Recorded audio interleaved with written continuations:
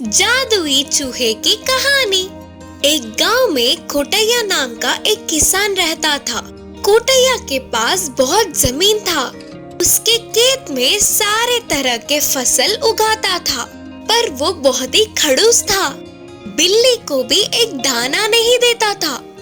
तो कोटैया के घर में बहुत सारे चूहे थे। फसल के बस्तों में फंसी चूहों को दवा देकर मार देता था। बहुत सारे चूहों को ऐसे ही मरते देख उनमें से एक चूहा दुखी होकर भगवान जी से प्रार्थना करती है। भगवान जी, मेरे माँ बाप को उस कोटैया ने मार दिया। बस उन्हें ही नहीं, मेरे परिवार में आधे से ज्यादा चूहों को तो उसने मार दिया। और अब बचे हुए हम ऐसे मरने के लिए तैयार नहीं हैं। हम ऐसे ना मरे करके हमें कोई वरदान दो भगवान जी। ऐसे सच्चे मन से प्रार्थना करने वाली चूहे के सामने भगवान जी तुरंत प्रकट हुए और पूछा, चूहे, तेरी सच्चाई से मैं खुश हुआ। तुझे कौन सा वरदान चाहिए? अपनी इच्छा मांगो। मैं कोई दवाई से ना मरूं, ऐसा कोई वरदान दो भगवान जी। भगवान जी ने कहा, तथास्तु, तुम्हारे पूछे गए वरदान के साथ ही तुम्हें कुछ शक्तियाँ भी दे रहा हूँ। तुम्हें जब भी मारने का प्रयास करने पर एक फसल का बस्ता प्रकट होगा, पर उसे तुम्हारी आज्ञा के बिना कोई भी छू नहीं सकता। ये वरदान भी लो। बोलकर चूहे को वरदान प्रसाद करके भगवान गायब हो गए। वरदान पाने वाला चूहा बहुत खुश हुई। उसमें कुछ शक्तियाँ आती है। तब से वह चूहा जादुई चूहे में बदल जाती है। धन्यवाद भगवान जी, मेरे पूछते ही आप ऐसे प्रकट होकर मुझे वरदान दिए। तुसी बहुत ग्रेट हो जी। नहीं, आप तो महान हो। ऐसे वरदान दोगे करके मुझे पहले ही पता होता तो हमारे समाज को और बढ़ाते। ठीक है, अब कोई नहीं, वो तो अब भी कर सकते हैं। सबको बचाना है अभी। बोलकर चूहे ने निर्णय लिया। एक दिन कोटैया चूहे को दवाई डालता हुआ बोला, अरे रे, इन चूहों का शोर ज्यादा हो गया। ये नई दवाई डालकर इन्हें मार दूंगा। उन बातों को सुनने वाली जादुई चूहा फसल के बस्तों से बाहर आकर बोली, हा, तेरे चालबाजियां अब नहीं टिकेंगे। बंद करो ये अभी। क्या? थोड़ी सी आवाज आई तो तेजी से भागने वाले हो तुम। सामने आकर मुझे ही उल्टा जवाब दे रही हो। रुको, तेरा काम अभी करता हूँ। बोलते हुए लकड़ी से मारने लगा, पर चूहा उसे नहीं मिली। रुक रे रुक। हाँ, तुम्हारे बोलते ही सुनने के लिए तुम बड़े मेरे मालिक हो क्या? जाओ। क्या? तुझे कितनी घमंड है? मुझे कितनी बातें सुना रहा है। रुक रे रुक, तेरा काम तो अभी करता हूँ। बोलते हुए चूहे को लाठी से एक मारता है। उस चूहे को मार लगते ही वहाँ तुरंत एक फसल का बस्ता प्रकट होता है। उसको देखते ही झटका खाने वाला कोटैया पास गया तो वो बस्ता बाहर के फसल का ही है। कोटैया खुश होकर उसने उसे छूने की कोशिश की, पर उसके हाथ नहीं लगी।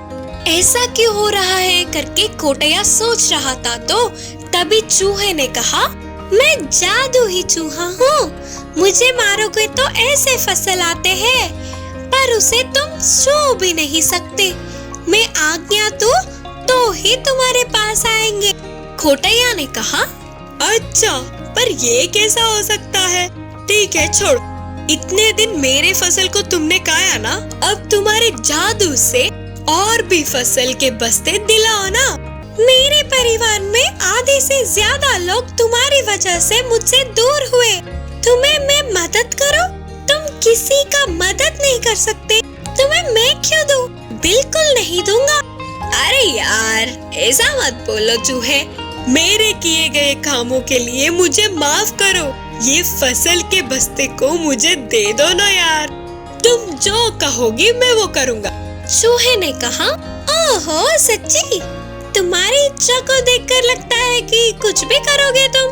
ठीक है फिर, अब से हमारे ऊपर कोई दवा नहीं डालोगे, तुम्हें आए हुए खेत में से थोड़ा गरीबों को दान करोगे। तब खोटैया मन में सोच रहा था कि इस जादुई चूहे से ज्यादा लाभ लेके बहुत कम लाभ बता दूं तो हो जाएगा। सोचकर खुशी में बोलने लगा, हाँ हाँ ठीक है, तुम जो कहोगी वही करूँगा। तब से खोटैया उस चूहे के मुताबिक ही करता है। असली बात ना जानते हुए चूहे के जादू से आए हुए फसल को अपने खेत में डालने की सपने देखता है और जादुई चूहा उसके परिवार को बढ़ाते हुए खुशी से रहता है। माँ बतख की चतुरता।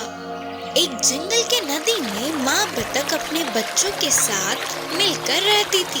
ये सब नदी में आराम से घूमकर उनके लिए पर्याप्त भोजन को समेटकर खुशी से रहते थे।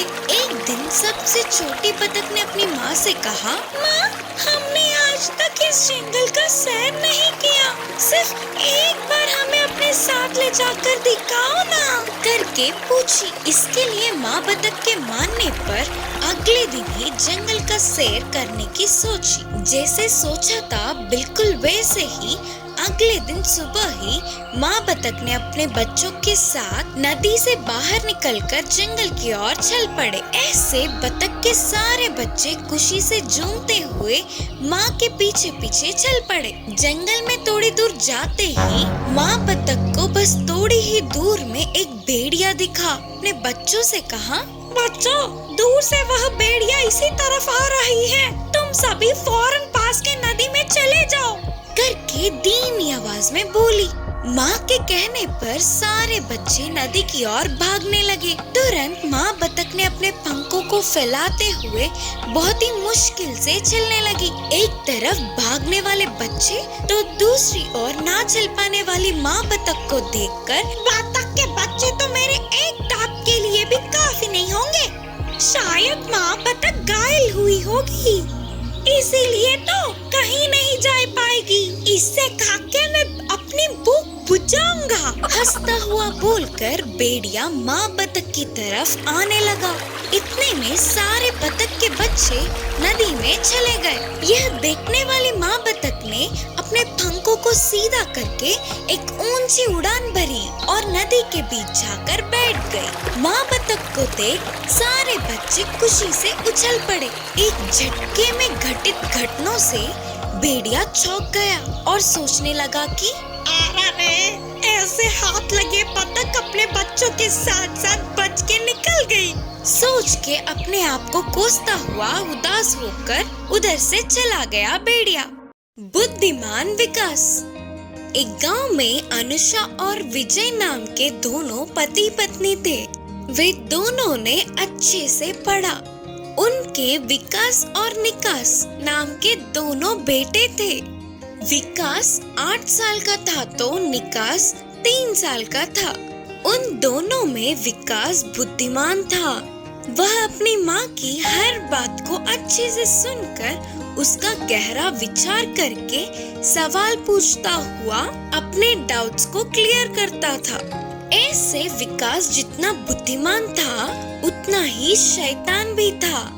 अपने छोटे भाई निकास को हमेशा रुलाता था। एक दिन विकास स्कूल से वापस आकर बोला, माँ, मुझे पैसे दो ना, मैं कुछ खरीदूंगा। तब उसकी माँ ने विकास को 10 रुपए देकर कहा, ये लो 10 रुपए, छोटू और तू शॉप जाके कुछ खरीद लो। फिर दोनों भाई शॉप जाते हैं। आंटी, मेरे छोटे भाई के लिए एक चिक्की और मेरे लिए एक बिस्किट पैकेट दो। तब शॉप आंटी ने विकास के मांगी हुई सारी चीजें देखकर हाथ में 4 रुपए दिए। अरे, और 4 रुपए बच गए, मैं इनसे और क्या खरीदूं? आंटी, इन 4 रुपयों से 2 मिठाई दे दो, करके बोलकर उन्हें लेकर बाहर आके, छोटू तू ना चिक्की खा। ठीक है भैया, बोलकर निकास उस चिक्की को धीमे धीमे चाटते हुए थोड़ा थोड़ा चबाकर खा रहा था। ये सब उनकी माँ घर से देख रही थी। ऐसे निकास की चिक्की कितनी देर खाने पर भी खत्म ही नहीं होती। इतने में विकास बिस्किट पैकेट के सारे बिस्किट्स खा लेता और मिठाई भी एक खाकर बस दूसरा खाने ही वाला था। ये क्या विकास, अपने छोटे भाई को 1 रुपया दिलाकर तूने सारे रुपए खरीद लिए? ये गलत बात है ना? माँ, छोटू को ब्लड नहीं है करके डॉक्टर ने कहा था ना, और चिक्की खाने से तो ब्लड आता है, इसीलिए छोटू को मैंने चिक्की दिलाया। बोलकर विकास ने अपनी बुद्धि से जवाब दिया। विकास के इस जवाब से उसकी माँ को पहले गुस्सा आने पर भी मन में विकास को पाठ पढ़ाना ही होगा करके निर्णय किया। एक दिन अनुषा गुड़ की मिठाई बना रही थी। तब उस स्वादिष्ट खुशबू को पहचानने वाले विकास और निकास, माँ मुझे दो, मुझे दो, माँ मुझे दो मिठाई, माँ मुझे दो मिठाई। रुको रुको, गरम है, हॉल में जाकर बैठो, मैं प्लेट में डालकर लाती हूँ। चलो रे छोटू, हम जाकर बैठते हैं, माँ ले आएंगी ना हमारे लिए, करके बोलकर अपने छोटे भाई को लेकर हॉल में बैठे इंतजार कर रहे थे। थोड़ी देर बाद उनकी माँ दोनों प्लेटों में मिठाइयाँ रखकर लाई। तो विकास अपने आप को रोक न पाते हुए विकास अपने प्लेट को लेकर देखा तो उसके प्लेट में बस एक ही मिठाई थी। वही उसके छोटू का प्लेट मिठाइयों से भरा था। माँ! यह देख विकास गुस्से से अपनी माँ से कहा, क्या हुआ मेरे बच्चे? फिर विकास ने गुस्से से कहा, माँ क्यों आपने छोटू को इतने सारे मिठाई दिए और मुझे बस एक ही दिया? हाँ बेटा, छोटू को ब्लड नहीं है ना, और गुड़ खाने से ब्लड आता है, इसीलिए छोटू को इतने सारे मिठाई करके जवाब दिया। तब विकास को अपनी गलती का एहसास हुआ और विकास अपने मन ही मन सोच रहा था कि अरे रे, अगर मैं छोटू को एक बराबर दिलाता तो मुझे भी मिठाई उसके बराबर मिलती। सही है ना माँ? बोलकर उस एक ही मिठाई को थोड़ा थोड़ा करके खा रहा था। इस कहानी की सीख है कि हम अपने सामने वालों को एक बराबर समझेंगे तो हमें भी बराबर का हक मिलेगा। खरगोशों का नायक बना लोमड़ी। एक जंगल में नदी के किनारे के पेड़ पौधों में बहुत सारे खरगोश रहते थे, लेकिन वे सब एक दूसरे से लड़कर एक साथ नहीं रहते थे। वे सारे आहार ढूंढने के लिए अलग अलग जंगल में घूमते थे। उसी जंगल में एक चालाक लोमड़ी थी।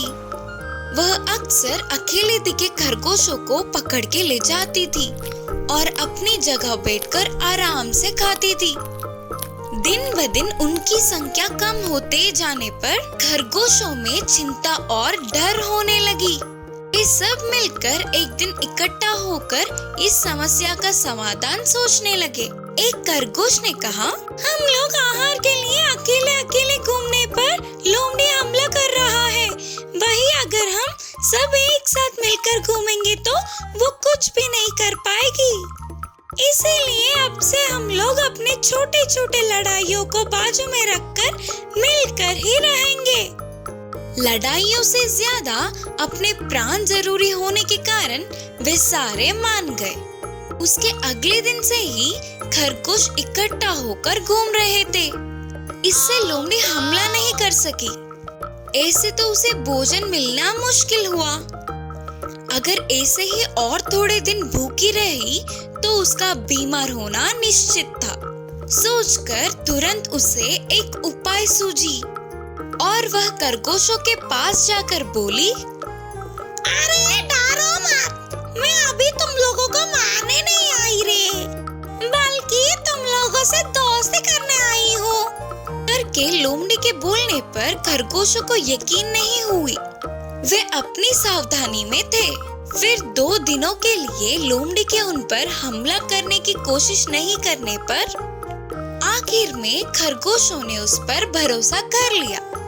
फिर एक दिन लोमड़ी उनके पास आकर बोली, तुम लोगों को देखा तो मुझे बहुत अच्छा लग रहा है रे, लेकिन एक कमी है।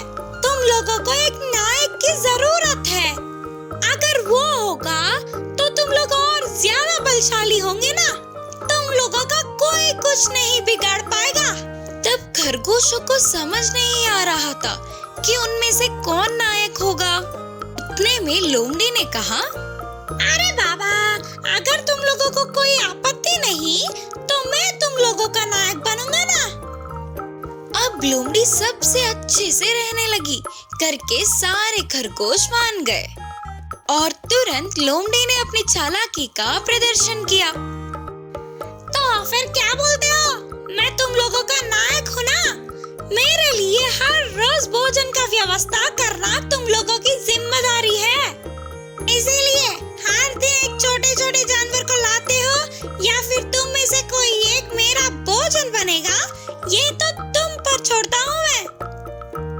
बोलते हुए लोमड़ी हंसने लगी। खरगोशों को लोमड़ी की दुष्ट बुद्धि समझ में आ गई और वे सभी एकजुट होकर लोमड़ी पर हमला करने लगे। इससे लोमड़ी अपने प्राणों को बचाते हुए उस जंगल से दूर भाग गई। उस दिन से सारे खरगोश मिलजुल कर रहने लगे।